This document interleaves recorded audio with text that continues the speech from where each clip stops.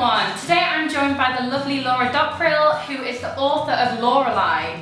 Hi Laura. Hi, how are you? Good, how are you? You look very sparkly. Well, fitting for the beautiful book cover. Thank you.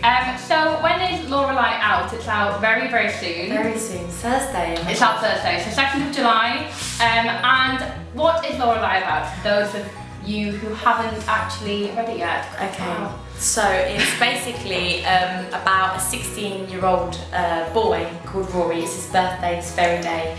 It's in the peak of summer, but it's in Hastings where it's not very warm. It's England, it's rainy, it's the beach.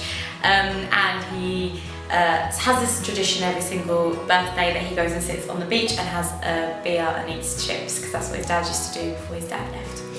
And this crazy storm comes out of nowhere and it's ferocious.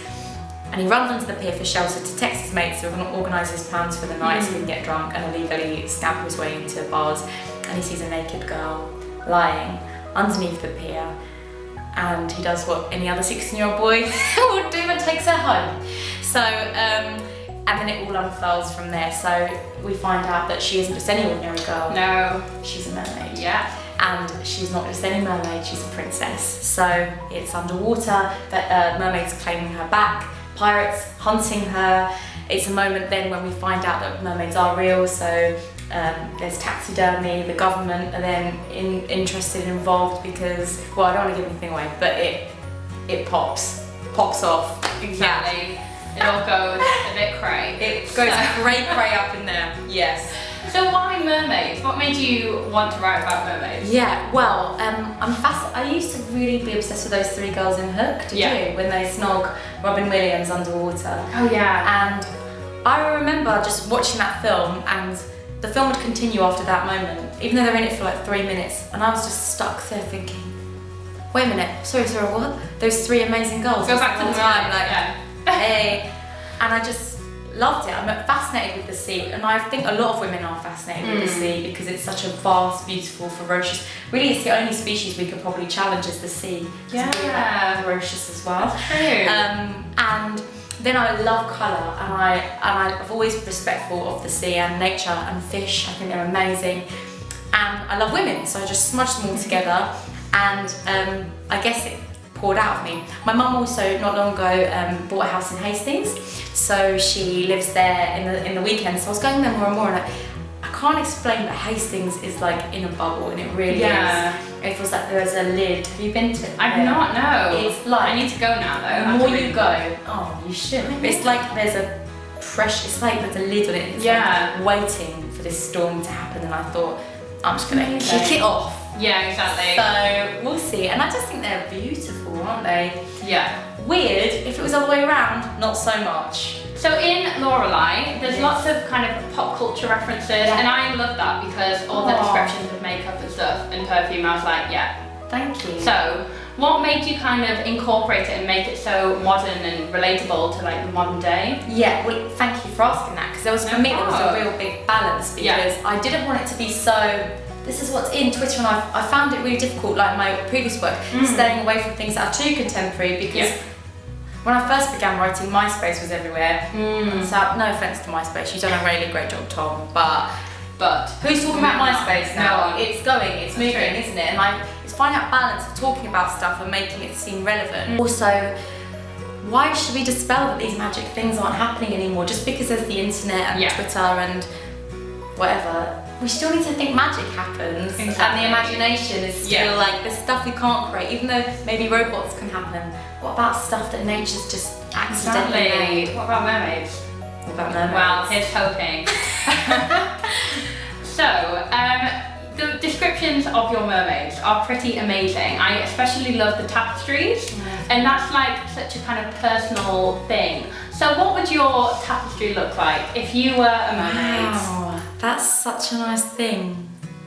The tapestries was a real thing. That's such a nice question, you know. It was worrying me for ages because I was thinking, they're so, like, it really is opening a can of worms, because how will they know? Our response to colour as humans is because we live on human land, so we know like that yellow is happy or red is angry or love. How do they know what colours mean to them, exactly. but everyone has a colour that identifies with them. Yeah. So for me, I thought I could really, but then you really are going backwards, aren't you? And it's like twisting the whole book upside down. I had to rule that out straight away and be like, let's give it some sort of boundary, because otherwise you could have red meaning a different, for example, and then just, pink meaning one thing, blue meaning another thing. So I straight away knew that I wanted to pretty much stick to Walker colour scheme. So I think my own one, peacocks are pretty cool, aren't they? They are. That'd be one pretty amazing. But my best colour is sparkles. Of course. So it'd have to be sparkly. It'd have to be sparkly, you'd hope. And I like the idea. Oh my gosh, she's committing suicide. The fish. It's alright. I cannot put up with this anymore. So your kind of book is laid out in different points of view. So you've actually got the point of view of the sea in this book. So what made you kind of choose to write in the sea's perspective? Can I just say, the sea is so sassy, and that's what I love about her. I love it that you called her. Oh, I will say him, and I love it that you said her. Well, she definitely had that sassy edge, Which which I loved it. So what made you kind of voice the sea? I wanted to do a narrative voice that was underneath the water, and I needed a voice that was really different to so Rory's voice came first. I was in the garden one day, writing at home, and suddenly this boy just started pouring out at me, and I was like, oh, what is this, And I just rang my agent, I was like, I've written a few pages, I don't know if it's anything. She's like, send it to me. She was like, I said, I think I want to put mermaids in it. She's like, you're mental, let's just do it, whatever. And then Lorelei was the last voice to come. So the next, I thought, I really need someone to tie it all together. I just had to have confidence in it and know that the sea must have personality, and it gave me such a gateway to give a slight restriction to the book. So yeah, I know, and it's became this force. I hear it sometimes when I'm doing stupid stuff, even my cereal. I hear the sea being like, the voice. Because bit bitchy. It is, I love it though. I was just like, yes, if the sea would be anything, it would definitely be this. Oh. So you've written other kind of children's books in the past. So how was this book different in terms of like writing process and everything?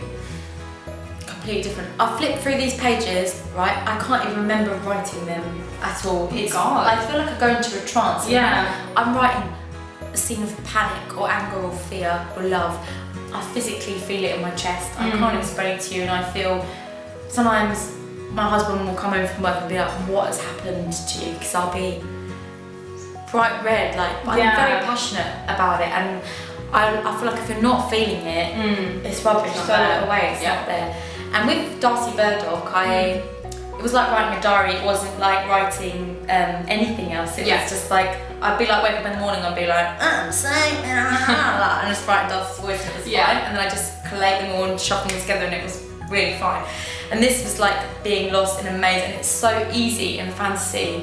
Well, in anything, in any art, but in a fantasy to corner yourself, because you make a rule up. It's like little things like eating fish. So it's like, okay, so do the mermaids eat fish? If they eat fish, are they then cannibals? But then if they eat fish, then what do the fish eat? Blah, blah, blah, blah. And before you know it, you're messing with the whole of nature's food chain. Am I trying to say something really political, environmentally attacking or friendly or whatever? And it's just like, I just want to write a book about mermaids. I didn't mean to cause a giant stir.